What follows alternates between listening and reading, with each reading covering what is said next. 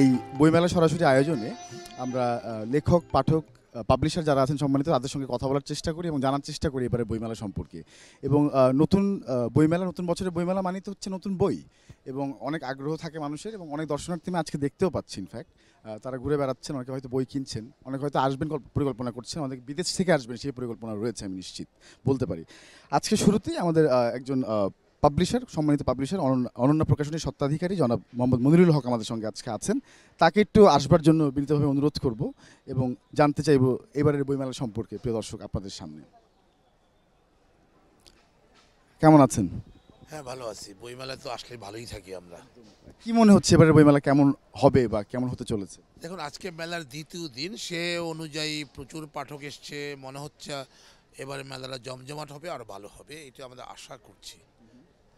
প্রতিবারই পাবলিশারদেরকে আমরা জিজ্ঞেস করি, চেষ্টা করি, স্পেশালি আপনাকে তো জিজ্ঞেস করবোই মনিরুল ভাই, সেটা হচ্ছে যে এবারের বইমেলা আসবার জন্য যদি তরুণদেরকে কিছু বলতে বলি যে এবার কেন আসবে, বা প্রতিবার যেভাবে আপনি বলেন সুন্দর করে, কি বলবেন এবারের বইমেলা সম্পর্কে?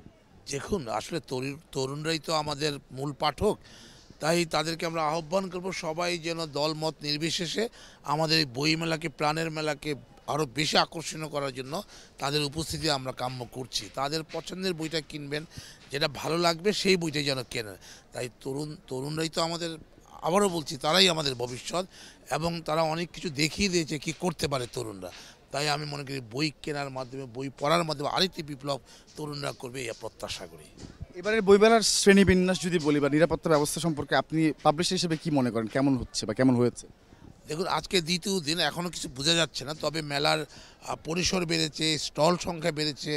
কিভাবে হয়েছে জানি না, হয়তো মেলা কর্তৃপক্ষ যাচাই বাছাই করে দিয়েছে। তবে আমরা এটাকে ভাষার বই মেলা হিসাবে, যেই আমি আমার 34 বছরের অভিজ্ঞতায় এত স্টল কখনো দেখিনি। যারা একটি বই প্রকাশ করে তারাও এসছে, আমি জানি না এটা কিভাবে হয়েছে। তাই আমরা ভবিষ্যতে প্রত্যাশা করব যারা প্রকৃত প্রকাশক এবং ভালো বইয়ের প্রকাশক তারাই যেন বইমেলা আসেন, নাহলে পাঠকরা বিভ্রান্ত হয় এখানে এসে। আন্তরিক ধন্যবাদ মোহাম্মদ মনিরুল হক আপনাকে। আমরা কথা বলছিলাম, আপনার সঙ্গে আবারও কথা বলবো নিশ্চয়ই আরেকদিন, আপনাকে পাবো। Thank you very much. Mohammad Monirul Haque আমাদের সঙ্গে ছিলেন, অনন্যার স্বত্বাধিকারী। এবং আমি একটু বলে রাখতে চাই এবারের বইমেলা সম্পর্কে যে এবারে কটি স্টল হয়েছে, এবং নিরাপত্তা সম্পর্কে বলেছি গতকালকেই আমি। মোট 708টি প্রকাশনা প্রতিষ্ঠান বইমেলা অংশগ্রহণ করছে এবার, এবং এর মধ্যে বাংলা একাডেমি প্রাঙ্গণে 99টি স্টল রয়েছে, এবং সোহরাওয়ার্দী উদ্যানে অংশগ্রহণ করছে 609টি প্রকাশনা প্রতিষ্ঠানের স্টল এবং প্যাভিলিয়ন রয়েছে। এবং প্রতিদিন বিকেল 3টা থেকে রাত 9টা পর্যন্ত নর্মালি থাকবে। উইকেন্ডে শুধুমাত্র, অর্থাৎ সপ্তাহের শেষ দিনটা, বন্ধের দিনগুলোতে সকাল 11টা থেকে রাত 9টা পর্যন্ত। আপনাদের সুবিধার্থে জানিয়ে রাখলাম। এবার কথা বলবো একজন বিজ্ঞানীর সঙ্গে। আমাদের সঙ্গে রয়েছেন ডক্টর মোহাম্মদ নজরুল ইসলাম ভুইয়া। তিনি 3টি বই লিখেছেন, খুব ইন্টারেস্টিং। আমি তার সঙ্গে কথা বলবো এবং তার সম্পর্কে জানার চেষ্টা করবো আরও একটু। জয়যাত্রা একটি বই রয়েছে, তারপরে রয়েছে ভবিষ্যতের অ্যান্টিবায়োটিক, এবং রয়েছে পারফিউম। উনি অ্যান্টিবায়োটিক নিয়ে গবেষণার জন্য পুরস্কৃত হয়েছেন আন্তর্জাতিক মহলে। কেমন আছেন? ভালো, আপনার ভালো? এবারের বই সম্পর্কে যদি বলেন, এবার কি আপনার বই বেরোচ্ছে? হ্যাঁ, আমার এই বছর 3টি বই বের হচ্ছে। একটা হলো আপনি দেখেছেন যে ভবিষ্যতের অ্যান্টিবায়োটিক্স। বইটি কি নিয়ে লেখা? এটা হলো অ্যাকচুয়ালি আমাদের যে এখন যে অ্যান্টিবায়োটিক্স, আর ভবিষ্যতে আমাদের অ্যান্টিবায়োটিক্সের প্যাটার্নটা কিন্তু চেঞ্জ হবে। আর আপনি জানেন বিজ্ঞান যেটা, সেটা হলো ইংলিশ। যেহেতু ইংলিশ একটা ইন্টারন্যাশনাল ল্যাঙ্গুয়েজ, ওই ল্যাঙ্গুয়েজে সারা পৃথিবীতে রিসার্চ গবেষণা হয়। এবং আমাদের এই ফেব্রুয়ারি, এটা হলো মাতৃভাষা। আমরা এই ভাষার জন্য যুদ্ধ করেছি, আমাদের মা বোনেরা জীবন দিয়েছে। তা সেই পরিপ্রেক্ষিতে আমার মনে হলো যে আমাদের বাংলা ভাষা একটা বিজ্ঞান নিয়ে বই লেখা উচিত। যার কারণে আমার এই গবেষণার 20 বছর, 20 বছর লাইফে আমার এই বইটা লিখতে, আমার বাংলা যেহেতু এটা একটু কঠিন, আপনারা জানেন সায়েন্টিফিক কিছু টার্মের বাংলা অসুবিধা হয়েছে। তা আমার 12 বছর লেগেছে আর কি বইটি লিখতে। এবং এটার জন্য আমি এই বইটা লিখেছি আমার একটা নিজস্ব হাইপোথিসিসের উপর। আমার নিজের হাইপোথিসিসের উপর ভিত্তি করে আমি যখন পিএইচডি করেছি নেক্সট স্কলারশিপ নিয়ে জাপানে হোক্কাইডো ইউনিভার্সিটিতে, তখন থেকে আমার পিএইচডি আমার গবেষণা, আমি 5টি নোবেল কম্পাউন্ড আবিষ্কার করেছি। তো এই নোবেল কম্পাউন্ডগুলি আমি মাইক্রোবস থেকে পেয়েছি। নোবেল কম্পাউন্ড হলো যে কম্পাউন্ডটা হলো আপনার পৃথিবীতে এক্সিস্টিং নেই। এটা নতুন একটা কম্পাউন্ড। আপনারা জানেন পৃথিবীতে 70 লক্ষ কম্পাউন্ড আছে, তার ভিতরে এই কম্পাউন্ডটা কিন্তু এতদিন ছিল না। আমি আমার পিএইচডি গবেষণা দীর্ঘ 5 বছর আমি 5টা নোবেল কম্পাউন্ড আবিষ্কার করেছি এবং তার ভিতরে একটা আমি অ্যান্টিবায়োটিক্স টার্গেট হিসাবে ওটা আমরা এখনও আমাদের গবেষণা চলতেছে আর কি। তো ওই গবেষণার উপর ভিত্তি করে কিন্তু আমার এই ভবিষ্যতে অ্যান্টিবায়োটিক্স, এবং এটা আমার হাইপোথিসিস, আমার নতুন একটা হাইপোথিসিসের উপর ভিত্তি করে আমি এই বইটা লিখেছি আর কি। এবং বাংলা এটা হলো আমার হাইপোথিসিসটা হলো যে প্রত্যেকটা অণুজীবের নিজস্ব ক্ষমতা আছে অ্যান্টিবায়োটিক্স প্রডিউস করার জন্য।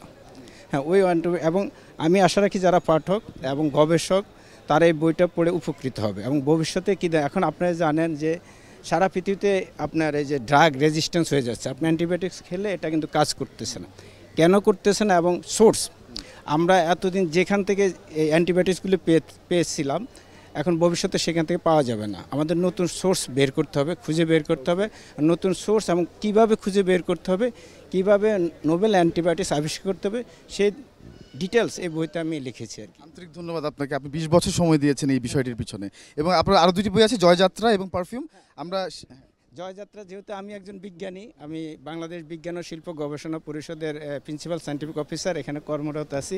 তো আপনারা জানেন মানুষ ভাবে যে বিজ্ঞানীরা একটু প্রেম ভালোবাসা এগুলি থাকে না, রসিক হয়, কিন্তু না, আমার এই বইটিতে জয়যাত্রা, এই বইটিতে প্রেম ভালোবাসা নেতৃত্ব সব কিছু নিয়ে আমি আমার এই বইটা লিখেছি। এবং এটা আমার এই জয়যাত্রার গল্পের নায়িকা একজন মেয়ে মানুষ, উনি হলো সায়রা।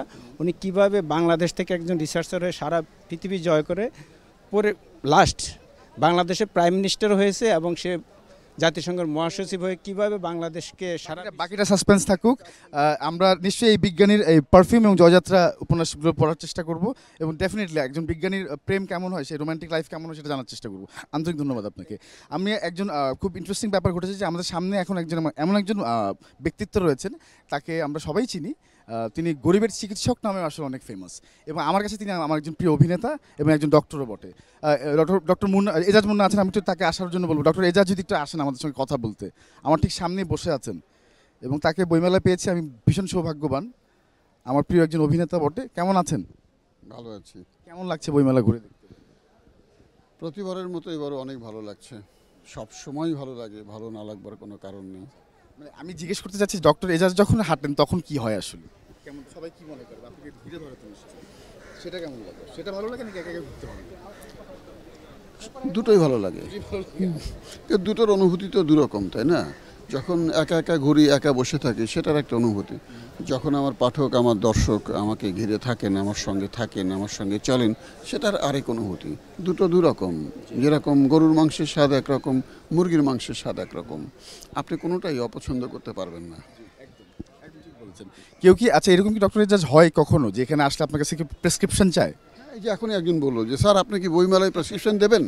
এই আসতে আসতে একজন বলছিল, কেন দেবো না, ডাক্তার তো 24 ঘন্টা ডাক্তার। সুতরাং না, বললো যে আমার তো থাইরয়েডের প্রবলেম।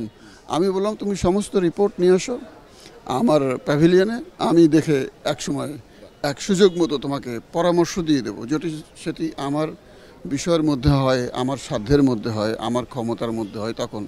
আর যদি সেটা না হয় তোমাকে আমি এই পরামর্শ দেবো, তুমি কোথায় যাবে, কোথায় গিয়ে সুচিকিৎসা পাবে।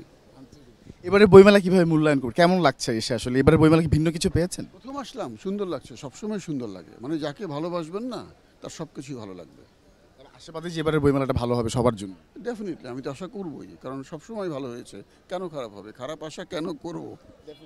পজিটিভ থাকবো। আচ্ছা, এবারের বইমেলা আপনার বই কি আসছে কোনো নতুন? আমার দুটি বই এসেছে, একটি হুমায়ুন স্যারের চোখের জল আর একটি হুমায়ুন স্যারের শুটিং ও আমি। এটা ভালো একটি বার্তা থেকে গেল। তাই আন্তরিক ধন্যবাদ আপনাকে ডক্টর এজাজ। আপনাকে পেয়েছি আমরা, অনেক ভালো লাগছে এবং আপনি ঘুরে দেখবেন পুরো মেলা। আজকে দেখা হবে নিশ্চয়ই। আসসালামু আলাইকুম। প্রিয় দর্শক, দেখা হয়ে গেল তার সঙ্গে এবং অনেকেরই প্রিয় অভিনয় শিল্পী তিনি, আমি আশা করব। এবং আরও একটি ইন্টারেস্টিং ব্যাপার হচ্ছে, একটি বিষয় আজকে ঘটেছে, সেটি হচ্ছে আমি একজনের সঙ্গে দেখা করেছি। তিনি তারুণ্য নামে একটি সংগঠন এর সদস্য, এবং তারা যেটি করে টিফিনের টাকা বাঁচিয়ে তারা বিভিন্ন কার্যক্রম করে। তারা বিশ্ববিদ্যালয়ে পড়ে। একজন আছেন আমাদের সঙ্গে আজকে, আমার সামনেই আছেন। এই বইটি তার হাত থেকে আমি একটু আগে পেয়েছি। তারুণ্য সম্পর্কে যদি একটু বলেন সবাইকে আগে। তারুণ্য হচ্ছে একটি তারুণ্যের শক্তি। আমরা দেখেছি 52-এর ভাষা আন্দোলন, তারপর মুক্তিযুদ্ধ। আমরা ঠিক কদিন আগেই আমরা দেখলাম যে 24-এর যেই জুলাই বিপ্লব, এই তারুণ্যের শক্তিতে কিন্তু আমরা পুরো বাংলাকে জয় করেছি।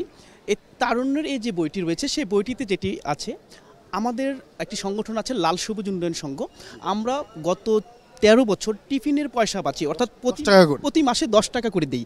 সারা বাংলাদেশে বিভিন্ন পাবলিক বিশ্ববিদ্যালয়, কলেজ এবং স্কুলের শিক্ষার্থী যারা আছে আমাদের সংগঠনের সদস্য, তারা 13 বছরে এই 10 টাকা করে টিফিনের টাকা দিয়ে, সেই টাকা দিয়ে আমরা গাছ লাগাচ্ছি। সারা বাংলাদেশে টেকনাফ থেকে তেঁতুলিয়া পর্যন্ত আমরা মাদকের বিরুদ্ধে লাল কার্ড দেখাচ্ছি। আপনি দেখবেন যে সেই 2011 সালে প্রথম মাদকে লাল কার্ড শুরু হয়। এই তারুণ্যের শক্তি, এই তরুণ্য, সেটি আমরা লাল সবুজ উন্নয়ন সংঘ শুরু করেছিলাম। এই যে শিক্ষার্থীরা টিফিনের টাকা বাঁচিয়ে একদিকে মাদককে লাল কার্ড দেখাচ্ছে, একদিকে তারা সকল অন্যায়গুলোকে লাল কার্ড দেখাচ্ছে, পাশাপাশি তারা কি করছে, সবুজ গাছের চারাটা রোপণ করছে। অর্থাৎ লাল মানে হচ্ছে বিপদ, এই লালকে তারা তাড়িয়ে দিচ্ছে, অন্যদিকে গাছের চারা এই সবুজটাকে তারা হৃদয়ে ধারণ করছে। আর এই গাছের চারা নিয়ে তারা শপথ নিচ্ছে মাদকের বিরুদ্ধে একটি দেশকে নতুন করে গড়ার, যেই আমরা এখন যেটি বলছি নতুন বাংলাদেশ, সেই বাংলাদেশ গড়ার সেই বিষয়গুলি হচ্ছে তারুণ্যের শক্তিতে লেখা।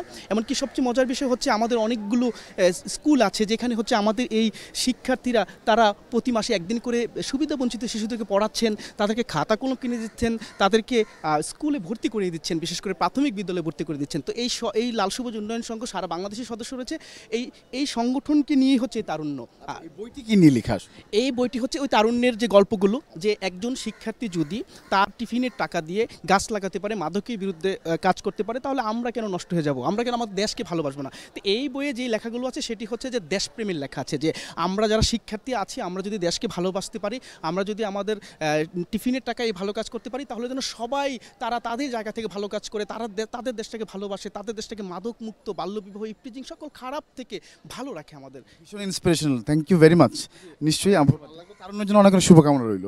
এবং প্রিয় দর্শক, গাছ লাগানোর কথা বলা হচ্ছিল, আমাদের আসলে এই সময়টা আসলে ক্লাইমেট চেঞ্জের কথা আমরা অনেকে শুনে থাকি, কিন্তু আমরা আসলে গুরুত্ব দিই না। বাট আমরা এমন একটা সময় আছি, এই সময় আসলে ক্লাইমেট নিয়ে ভাবতে হচ্ছে আমাদেরকে। বিজ্ঞানীরা গবেষণায় ব্যস্ত রয়েছেন এবং অনেক কিছু আসলে।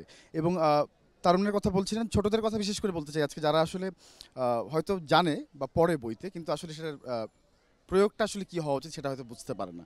তাদের জন্য মজার ব্যাপার হচ্ছে প্রকৃতি জীবন ফাউন্ডেশন এবং তার মাননীয় চেয়ারম্যান যিনি, তিনি বই লিখেছেন অনেকগুলো মজার মজার, যেগুলো পড়লে আসলে বোঝা যাবে যে জীব বৈচিত্র্য আসলে কী জিনিস এবং কি হয় আসলে আশেপাশে আমাদের। এবং প্যাচারি নামে একটি বই আছে, যেটি অনেকগুলো সিরিজ রয়েছে, 1, 2, 3, এবং প্রকৃতি বন্ধু নামে একটি বই বের হবে, যেটি কথা তো হয়েছে, এবং হয়তো আগামীকাল বা পরশু বা 5 তারিখ 6 তারিখে পেয়ে যাবো আমরা হাতে। এবং বাংলাদেশের বন ও বন্য প্রাণী নামে একটি বই রয়েছে, যেখানে অনেক অভিজ্ঞতার কথা লেখা হয়েছে, এবং তার ব্যক্তিগত অভিজ্ঞতা নিয়ে লেখা হয়েছে আরও একটি বই, যে বইটির নাম হচ্ছে, আমি একটু বলতে চাই, বইটির নাম হচ্ছে আমার অনেক ঋণ আছে। এই বইটি গতকালকে আমরা দেখিয়েছিলাম স্যার যখন ছিলেন। আমার দেশ আমার প্রকৃতি নামে আরও একটি বই আছে, যেখানে ব্যক্তিগত অভিজ্ঞতার কথা বলা হয়েছে। অসাধারণ বইগুলো, আপনারা চাইলে পড়তে পারেন এবং স্টলে গিয়ে বইগুলো কালেক্ট করতে পারেন। আমাদের সামনে আরও লেখক রয়েছেন, দর্শনার্থী চেষ্টা করব ডাকবার জন্য। The best anthology, Mohammad Shamsul Haque Babu লিখেছেন। বইটি সম্পর্কে আমরা জানার চেষ্টা করব, আমি যেহেতু পড়িনি এখনও, দয়া করে বল। জি, এটা হলো ইন্টারন্যাশনালি যে লেখক আছেন, দেশি বিদেশি যত লেখক আছেন তাদের সমন্বয়ে আমার একটি সংগঠন আছে, ওয়ার্ল্ড ওয়াইড রাইটার্স অ্যাসোসিয়েশন। সেই অ্যাসোসিয়েশন থেকে এই বইটি বের করা হয়েছে, যার কারণে নাম দেওয়া হয়েছে দ্য বেস্ট অ্যান্থোলজি। কী বিষয়গুলো উঠে এসছে বইতে? এই বইতে আসলে প্রেম, বিরহ, বেদনা, হাসি, কান্না, প্রকৃতি, মাটি ও মানুষের কথা বলা হয়েছে, অধিকারের কথা বলা হয়েছে, মানবতার কথা বলা হয়েছে। বিশ্ব সাহিত্যকে সমৃদ্ধ করার জন্যে, শিল্প সাহিত্যকে সমৃদ্ধ করার জন্যে যেসব উপকরণ দরকার, সেই উপকরণ দিয়ে এই বইটাকে সাজানো হয়েছে। এই বইটি বিক্রি আজকে তো দ্বিতীয় দিন, যদিও কি মনে হয় বইটি মানুষ পড়বে? এই বইটি অলরেডি পৃথিবীর বিভিন্ন রাষ্ট্রের থেকে যারা লেখা দিয়েছেন, প্রকাশ হয়েছে, তারা এই বইটি নিয়েছেন। এবং আমরা ঢাকা ইউনিভার্সিটিতে আরসি মজুমদার অডিটোরিয়াম, আপনি জানেন, সেখানে একটি প্রোগ্রাম করেছি, সেখানে বিভিন্ন লোকজন ছিলেন। এবং এই বইটি নবসাহিত্য প্রকাশনী 743 এবং 744 পাওয়া যাচ্ছে, বিক্রি হচ্ছে। আমি আশাবাদী আরও বিক্রি হবে। আন্তরিক ধন্যবাদ আপনাকে। আপনি নিশ্চয়ই ঘুরে দেখবেন মেলা, আজকে দ্বিতীয় দিন চলছে। আরও লেখক আছেন, আরও একজন লেখককে ডাকবো। তার হাতে একটি বই দেখতে পাচ্ছি, কাব্যকথা, অনেকক্ষণ পরে কাব্য পেলাম। কবিতার বই নিশ্চয়ই, কি নিয়ে লেখা? কবিতার বই, এখানে জুলাই বিপ্লবের কবিতা আছে, আর কিছু ধর্মীয় কবিতাও আছে, প্রেম, বিরহ, ভালোবাসা সব ধরনের কবিতাই আছে। 122টি কবিতা আছে। এতে আমরা 4 জন এটা যৌথভাবে লিখেছি। তো জুলাইয়ের কবিতা আমি লিখেছি, জুলাই পরবর্তী কবিতাও এখানে আছে। কবিতা শোনাবেন নাকি, আছে নাকি? হ্যাঁ। রুখে দাঁড়াও বাংলাদেশ, রুখে দাঁড়াও খুনি জালিমের বিরুদ্ধে, রুখে দাঁড়াও অন্যায়ের বিরুদ্ধে, রুখে দাঁড়াও অসত্যের বিরুদ্ধে, রুখে দাঁড়াও হিংসা বিদ্বেষের বিরুদ্ধে, রুখে দাঁড়াও চলচাতুরির বিরুদ্ধে, রুখে দাঁড়াও বিশ্ব বেহায়াদের বিরুদ্ধে, না হয় তুমি আমি সবাই হব জীবন্ত নিঃশেষ।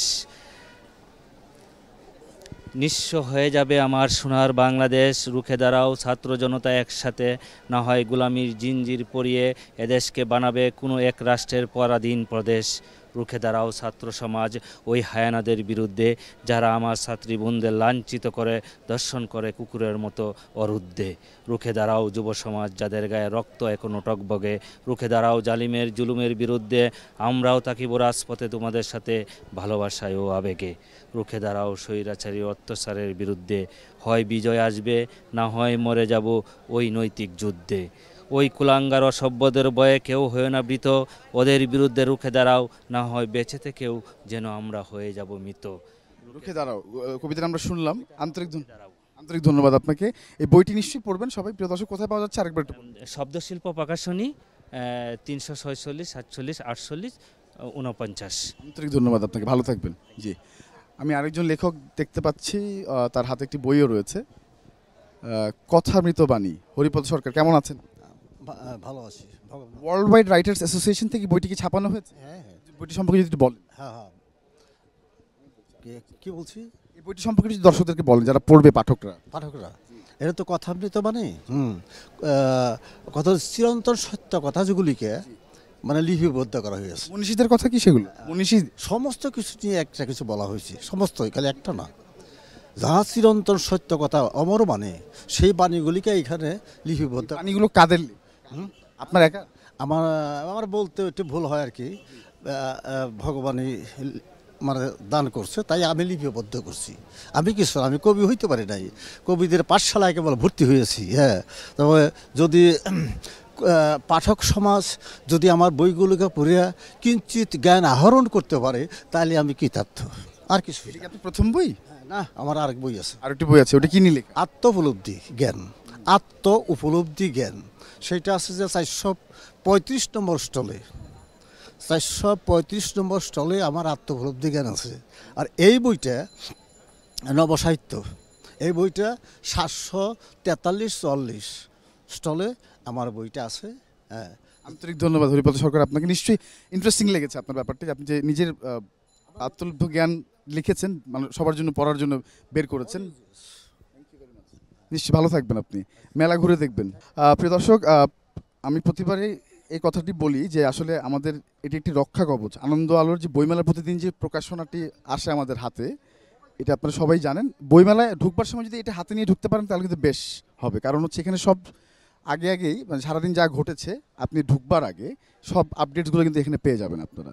এবং আমি একটু পড়ে শোনাতে চাই আজকে, যেমন অনেক বিশেষ মানুষদের লেখা এখানে উঠে আসে, মানে প্রকাশ হয়। এবং গতকালকের ছবিটি দেখতে পাচ্ছেন, গতকালকে মাননীয় প্রধান উপদেষ্টা এবং সাংস্কৃতিক উপদেষ্টা সকলে মিলে যখন উদ্বোধন করেছেন, সেই ছবিটি এখানে উঠে এসছে।